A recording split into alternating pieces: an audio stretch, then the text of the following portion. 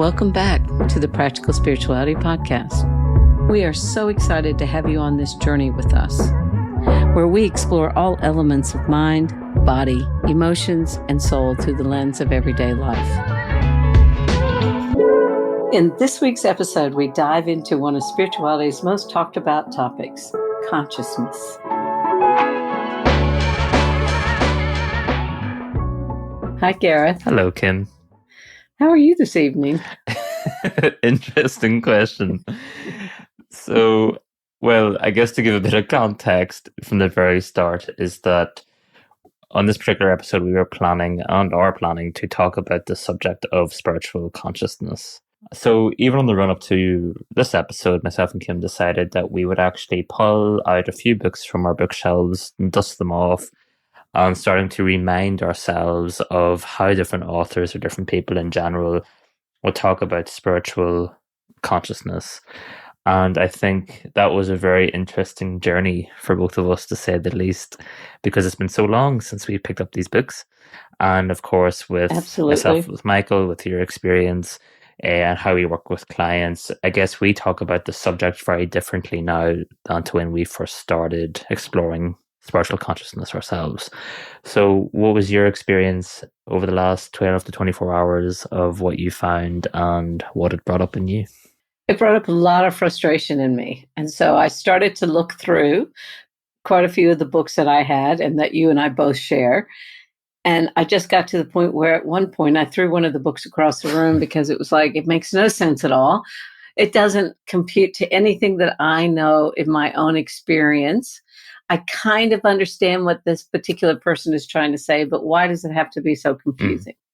That's where I was with it. So we're on the same page then. I think we're on the same page. And I guess it just was all the memories came screaming back to me long before Michael came into my life of, once again, how confusing the spiritual journey was, or the spiritual trying to understand what these authors are trying to get at to reach this highest state of awareness, or to try to meet my truest self, and how consciousness was a term that seemed to be a catch-all in the industry, and every author had their own understanding or versions of what we should be aiming for, looking for, trying to achieve. And I think that's probably why it was so frustrating, because I actually remember how confused I felt, or how complicated or overly complicated it seemed.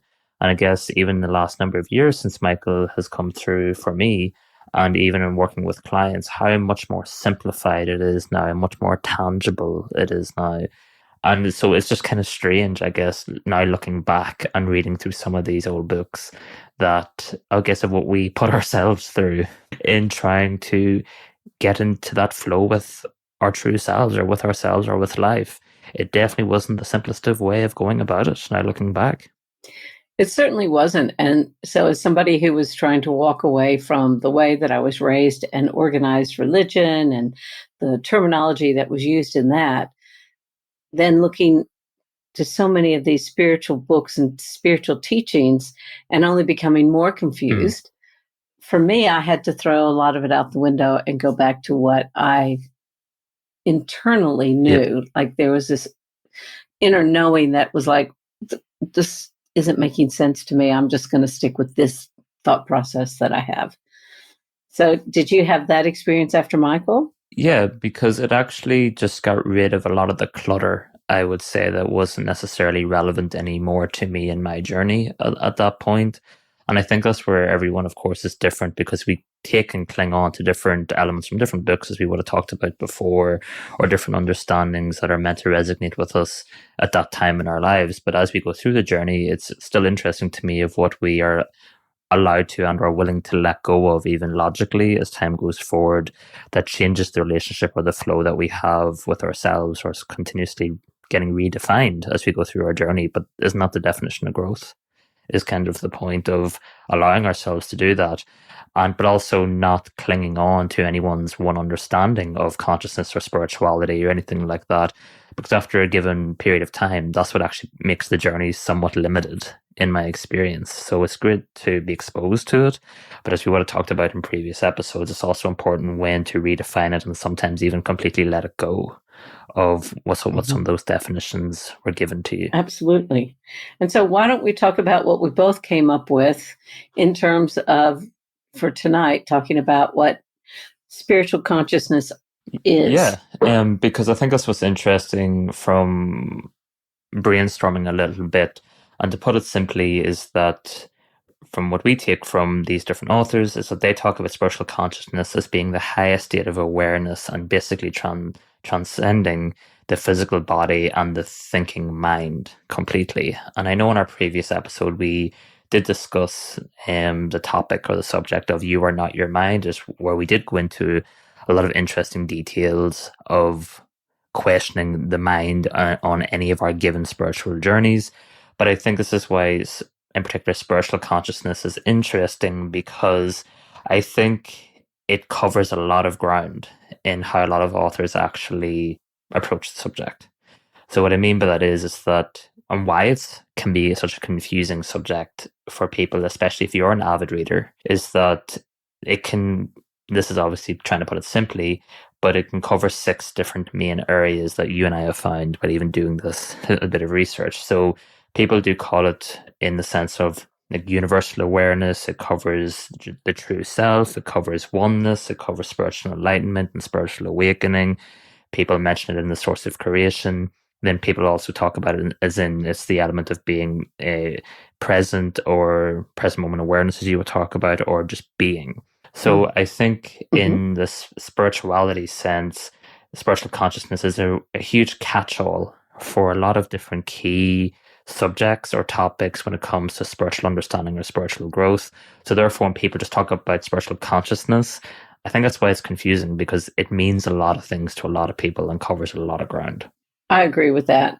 And I would say, it'd be great just to say, in talking about your spiritual growth, some of the topics we're going to cover is having a universal awareness, or having a sense of that part of you that you consider your true self, or the oneness of the planet that people talk about. These are all different subjects that we talk about when we talk about spiritual growth, but it doesn't necessarily mean it's spiritual consciousness. Would you agree? And I think that's why it was an interesting and, or in some ways, an exciting subject for us to want to talk out, because as I say in a lot of these episodes, I wish someone had simplified this for me sooner upon the journey, because I knew then I wouldn't have been exploring as much as I did or been as confused as I was under certain circumstances. And I think the conclusion that you and I have got to, even prior to hitting record in this episode, is that consciousness in the word itself is very similar to how any of us would talk about energy, spirit, soul, as you love the term grace. It's that it's all talking about the same thing. It's just a different word applied to it. I would absolutely agree with that.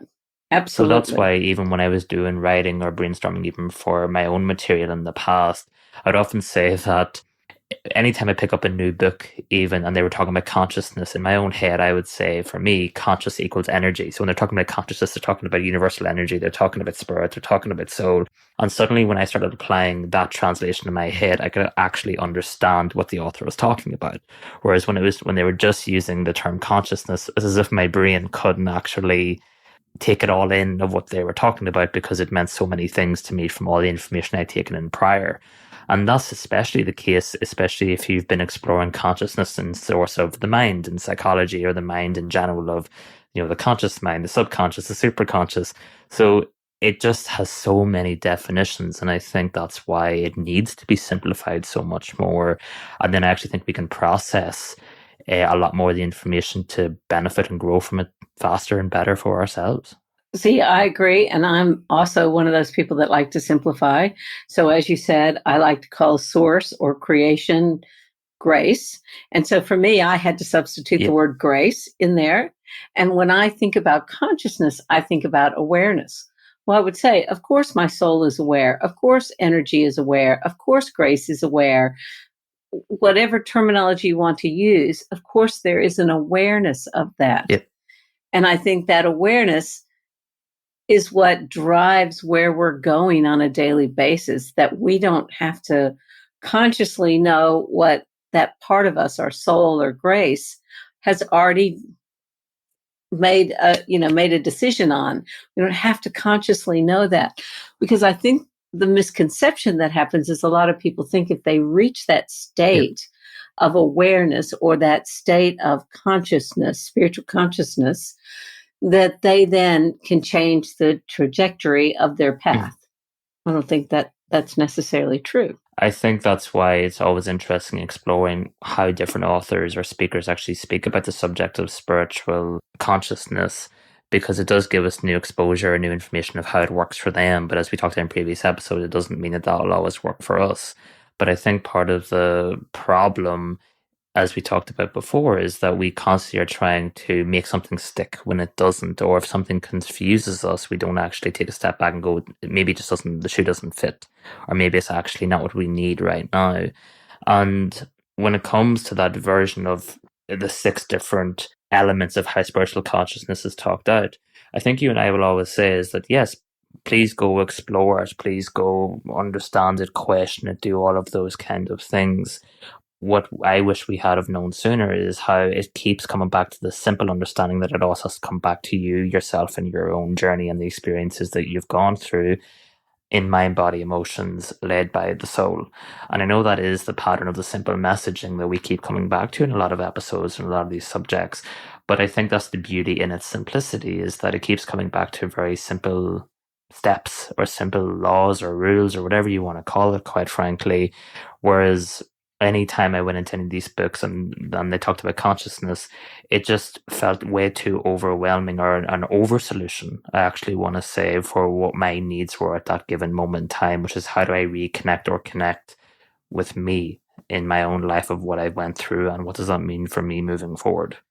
And for some reason, Right. the only reason I started exploring consciousness back then is because the book was telling me I had to, not because it actually was something that I thought was important to me at that time. And so for me, when I first started exploring it, it was like jumping on that hamster wheel. I often, in the work that I do, talk about the hamster wheel of our problems. And if anybody's not familiar, it's about seeing a hamster on a wheel and it just keeps running and the wheel keeps turning, but you're not actually getting anywhere.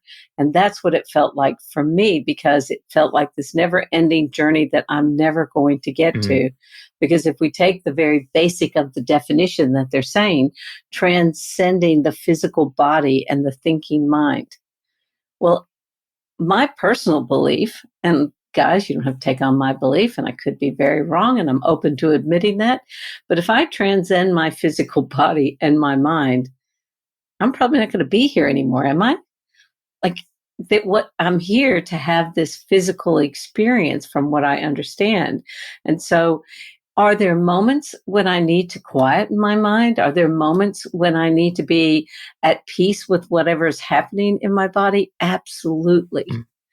But the wording itself, transcending, how am I going to do that and still have this experience, is the question I want to ask. But again, that's where it comes down to. It's been over complicated, and it's often an impossible task, as you're basically saying. And I think it's only when you go through the cycles of trying to reach that state of awareness that you realize is that it's not necessarily possible to sustain that place for an extended period of time. And you and I would openly admit before, you can have moments of experiencing that high state of awareness within you and be with your higher self, grace, your spirit, your soul, whatever the language we want to use. But I think it's that, as we would have talked about even in the previous episode, is that that's not the 100% journey of us being here as spiritual beings. Is that we have to take in all the different experiences that impact the mind, body, and emotions. And when we're willing to actually question those and do the journey with those things, and it's only by doing the journey that we're able to make peace or even have acceptance with what those experiences entail that affected each of those parts of us.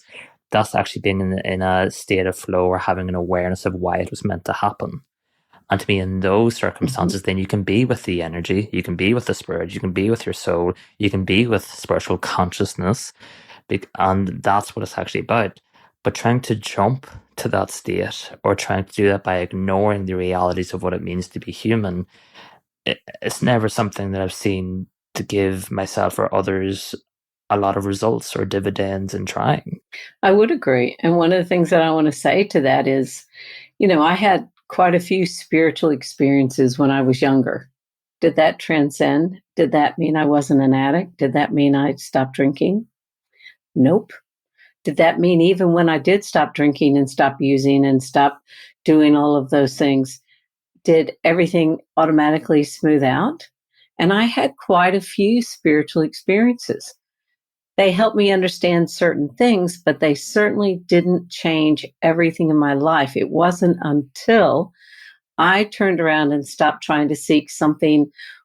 And I know we'll get argument about Yep. this because the spiritual consciousness is within ourself, but jumping from the hurt, wounded self Yep. or the everyday self that I was living to try and get to that consciousness without understanding everything that went in between only created more problems, more shame, more, you know what?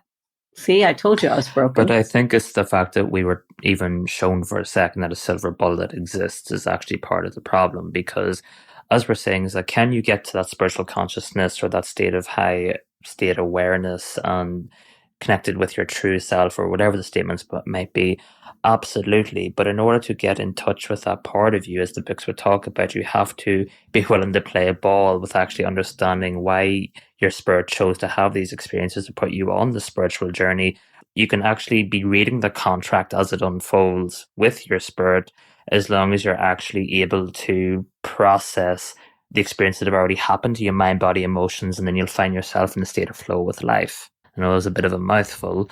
So it's not that we're saying is that you can't or this is unachievable. It's just the idea that, as you're mentioning, that you can jump to that place without doing the work is actually a huge part of the problem. And I think it's that authors or speakers are using riddle talk basically and confusing it with all these different layers. It makes you start to feel as that, will I ever get there? Because it just seems way too complex. Whereas what our energy is often trying to tell us, and we all know this from day-to-day life, is that our spirits, our energy, our spiritual consciousness, they're constantly bringing up stuff in us for us to look at or deal with. And as long as we want to go through life and not address those things, it's very hard for us to be in that highest state of awareness if we're refusing to be aware of what's going on within us. I couldn't agree more with that. I couldn't agree more. So we're asking for high state of awareness, but yet we're choosing to ignore a lot of the realities going on in our day-to-day life. How does that work? Well, in my experience, it doesn't work. I've tried that. I'm a master at avoiding the things that are going on in my day-to-day life, and it just doesn't work. And so, for example, one of these things that we talked about, these 6 things that it's often discussed as, one of them being the true self, that confused the living life out of me, because obviously I didn't like the person I was at the time I started reading these books and thought I needed to be something different. So now it's like finding my true self. Well, to shut my mind up or to try and quiet that mind, or even to try and go beyond the survival instincts that I was very much embedded in at that stage, was next to impossible. Next to impossible. And so, again, like I said in so many previous episodes, it was just another way of going, see, I knew you were broken. Yep. Now, as time has gone on and I've gotten to know myself and I've done a different amount of work, I do know myself as pure consciousness. Yep. Having this very physical experience, this with this personality that is quirky, that has made lots of mistakes, that, you know, is a bit ADHD, that is about all, you know, that isn't everybody's cup of tea. But I am my cup of tea. Yep. In other words, I have that sense of loving myself and all those weirdnesses about me, where I don't, it doesn't matter if somebody else doesn't. To me, that's more about learning about my true self and accepting my true self than doing some of the other things that some of the authors were suggesting to reach that higher state of consciousness. But as you were mentioning, it was that journey of you logically, emotionally, and physically accepting the journey or the contract that your spirit laid out for you that wasn't for everybody, because it's not designed to be that way, it's for you. And then with that, Exactly. we can find ourselves in a different state of flow. And I know you and I would have had these different conversations before. And the reason why I say a different state of flow is more because our understanding of what flow represents to us changes throughout this journey of Mm-hmm. studying ourselves and spirituality, etc. Because I think what was actually quite harmful for me in my journey was being convinced at one point that I wasn't in flow within my own life, or that I was out of flow, or I wasn't connected to myself, or that I wasn't spiritually enlightened, or I wasn't spiritually awake. And I think all of those things are actually what keeps the hamster wheel turning, or it keeps us on that goose chase more often than not. But it's actually understanding is that I was always spiritually awake. I was never spiritually asleep, ever, at any stage throughout my Mm-hmm. life, and I never will be. Or spiritually enlightened. I am spiritually enlightened. It's never not been that way because I was awake or aware of what I needed to be at that time in my life in order to have certain experiences according to my journey. So therefore, when you start using those definitions, which is a lot more healing, a lot less of a chase, I feel you find that you are in a Mm-hmm. more flow within life, and you stop chasing sometimes what these authors are actually talking about from them and their experiences, and you begin to address yourself and mind, body, emotions in ways that you wouldn't allow yourself to do before. And the reason why we wouldn't address these things in life is because the authors never asked us to. They just told us about this euphoria, utopia place that exists of pure, heightened awareness, and that we can transcend into being like that all of the time. And again, as you and I have talked about before, it's just not been our experience, because you can get there, but you have to be willing to deal with reality of day to day life and of things that have happened in the past. Can you deal with everything in the past that's ever happened to you? Of course not. That is not what we're talking Mm-hmm. about.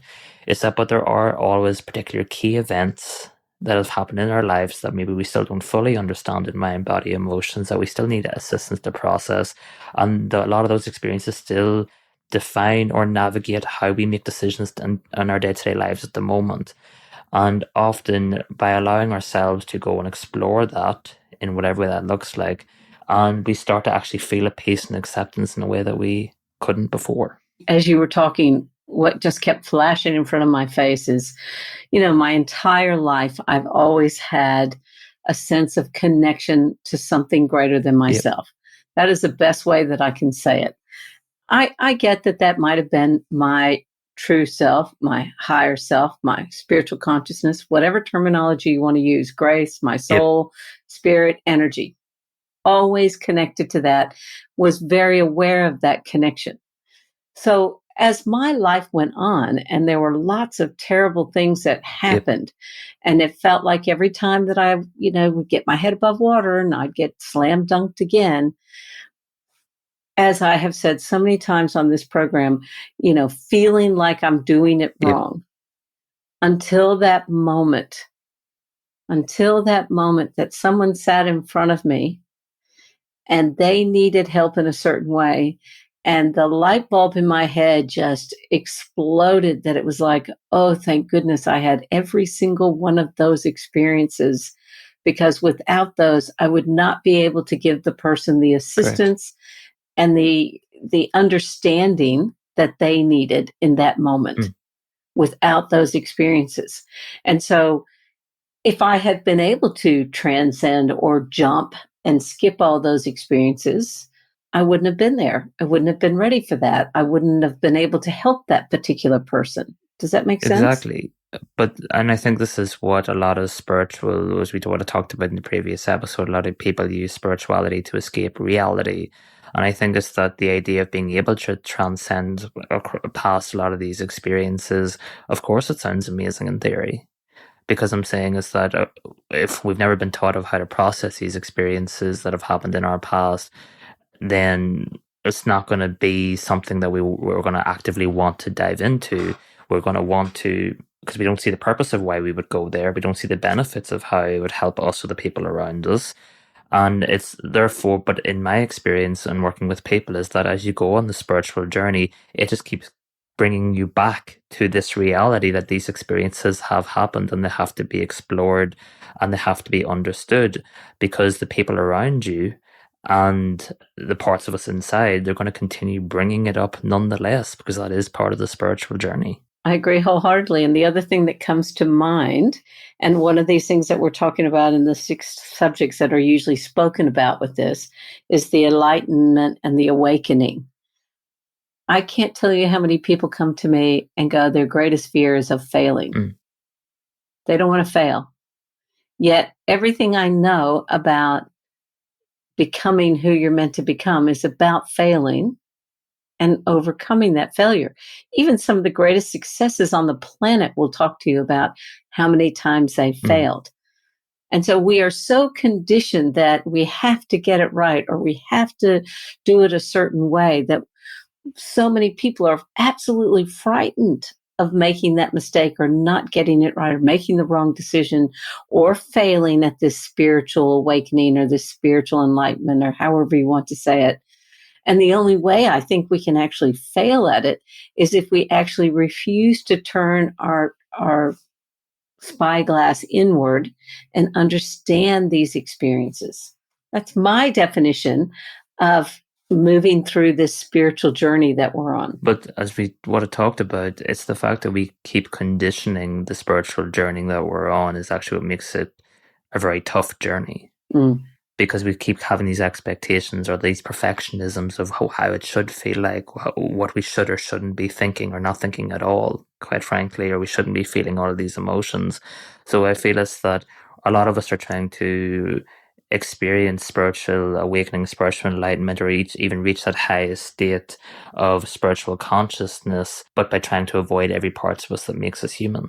And as we would have actually talked about it in different conversations outside of the podcast, is that that would be a de-evolution in a lot of ways of what the human experience is meant to be. And to put it simply, is that for, I'm sure, tens of thousands of years, for as long as human beings have been around versus where we're at today, like, we're very complex beings, and for good reason. And I feel because there's complexities in the mind and the emotions in the body, and even spiritually what we're here to experience, that's what actually guarantees us all to have very unique journeys, understandings that no one else can ever repeat, and might be able to understand or relate to some degree, but it's very, very, very incredibly unique, no different to any of our fingerprints.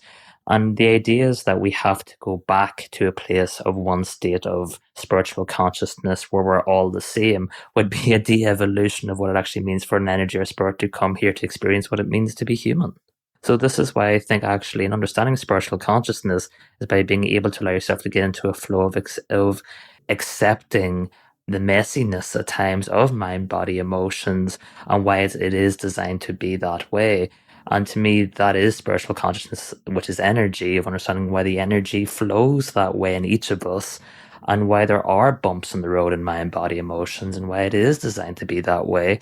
But what we haven't been asked to do or taught to do is to question it enough to be able to understand how we can begin to absorb that reality or to process the chaoticness of it. Because you and I have never said that it's necessarily easy. No. But at least in the way that we talk about it, it is possible, is kind of the point. Whereas a lot of these books, it was trying to make the impossible possible, and that's what always made the journey or the idea of trying to understand consciousness so much more complicated for me in particular.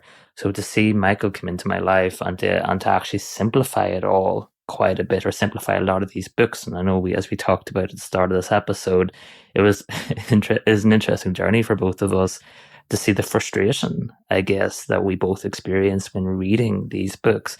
Again, not towards the authors, because we don't know them personally, but towards the actual information of, I guess, how complicated and frustrating it even was, what was for us back then, but how it still is, and trying to apply those same understandings to ourselves now, even after all these years.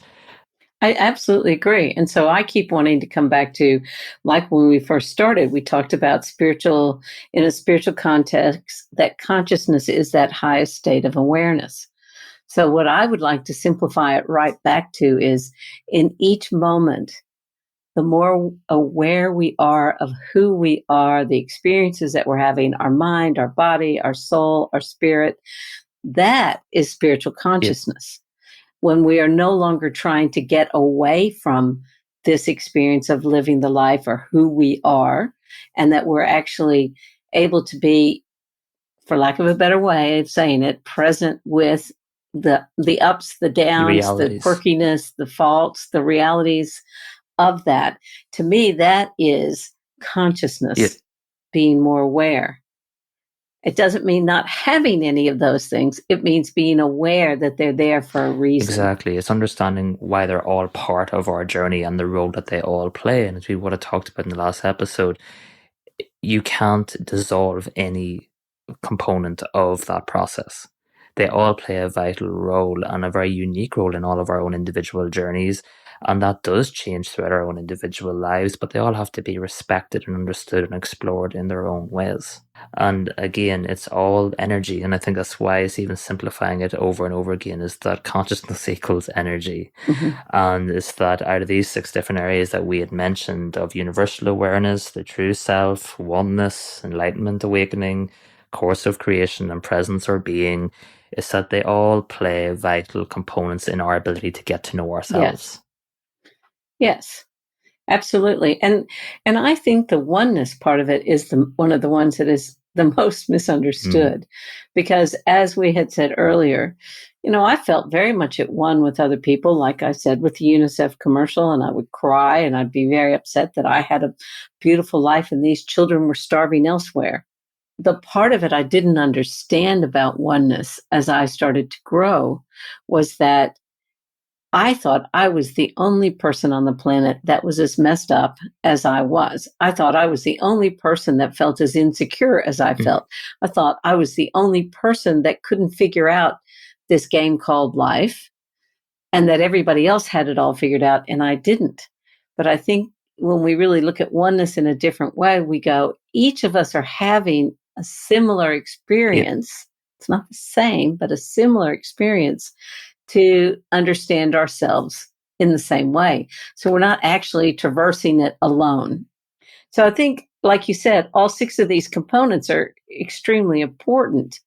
They're just not the end result. exactly. And I think this is why, as you and I had mentioned, is that when it comes to actually reading these books, by all means, please explore them, question them, absorb the knowledge. But I think it's that because consciousness can mean so much and it can be such a vast understanding of that one term alone, don't be afraid, quote unquote, to actually change the word in your head to something that actually is more fitting for where you're at in your own life. And for me to this day, if I was still to pick up any of these books, I actually remove the word consciousness and use energy instead because it just allows me to be able to process it so much simpler and so much easier. And for you, I'm sure it's grace or whatever the Mhm. terminology might be.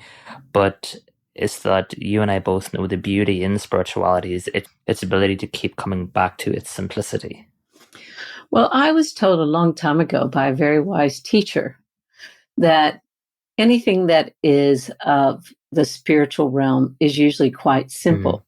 Anything that is not simple, that's complicated, comes from mind. mm, But if we look at that, simple, people often think means easy. yep, But the concept is simple. It doesn't mean that carrying out the concept is mm. easy. And that made a huge difference to me on the path because it was like, oh, simple, but it's going to take a lot of practice. Because Michael's messages has always been simple and direct, which equals no ability to avoid Right. or to overcomplicate. And I think that's Mhm. why when it came to the term consciousness, it just always seemed too complicated, too layered. Everyone's experience of that is different, as you and I both know.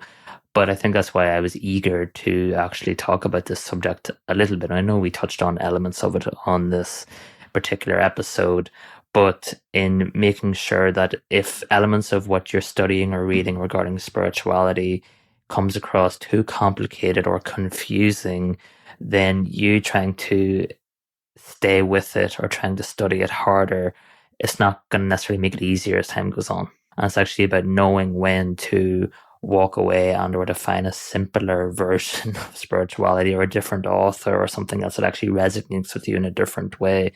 But you and I both know that I wish we had have been given ourselves more permission to put the book down or put a book down when it just wasn't sitting with us and where our journeys were taking us. I know I definitely felt that way quite often. And I often, as I said last time about the mind, quite often these concepts was just another way of beating myself up. Mm. And that really didn't help at all, because it just added another layer of shame that I had to understand. And it wasn't until I really started working with people and I started understanding how similar the experiences were so many of us were having. They're not the same, they're similar, but it means something different to each person, and helping them unravel that has been amazing, because it's shown me that every step of that was so important, even though I didn't enjoy it, I might add. I think one of the things that I would say at this point is there is no wrong way. Yep.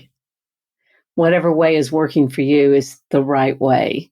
And so therefore, if it feels right, keep moving forward in that direction. And if, like Gareth just said, if it's not resonating, put the book down and find something else. We will all understand it when we're meant to understand it, not 1 second beforehand. Exactly. It's about continuing to explore and simplify, explore and simplify. And I think even in that process, things do begin to click or resonate with us a lot more as time goes on. But I think it's to stop trying to make something fit when clearly it's not, or it's just confusing us more. And it's giving ourselves that permission, as you're mentioning, to be able to move on. Mm-hmm. Of course, out there in terms of a lot of spirituality topics, subjects, everyone has their versions of it, because at the end of the day, it's everyone's own experiences of what they've been through. And that's why we can't per se stress enough that you have to go with what feels right for you and what works for you. And that's a huge part of being on the journey. I agree.